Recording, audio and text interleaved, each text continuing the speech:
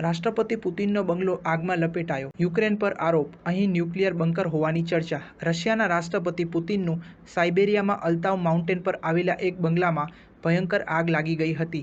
જો કે આગ કેવી રીતે ભડકી તે હજુ સુધી રહસ્ય છે, પણ આરોપ યુક્રેન પર લાગ્યો છે. આ એ જ મકાન છે કે જ્યાં પુતિને ઇટાલીના પૂર્વ વડાપ્રધાન સિલ્વિયો બર્લુસ્કોની મહેમાન નવાઝી કરી હતી. એવું કહેવાય છે કે આ મકાનમાં છુપાવા માટે ગુપ્ત જગ્યા છે. અહીં પુતિન મેડિસિનલ બાથ લેતા હતા. આ સંપૂર્ણ પરિસર પર ગાઝપ્રોમની માલિકી છે, જે રશિયામાં અનેક લક્ઝુરિયસ પેલેસનું ધ્યાન રાખે છે.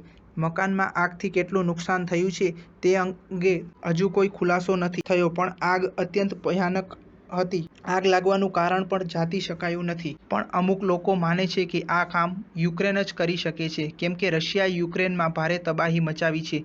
આ મામલે પુતિન તરફથી કોઈ પ્રતિક્રિયા આપવામાં આવી નથી. આ જગ્યા એકદમ સુરક્ષિત છે અને કોઈ સામાન્ય રશિયન નાગરિક અહીં જઈ શકે તેમ નથી. બંગલોની ચારેય બાજુ સુરક્ષા પહેરો રહે છે.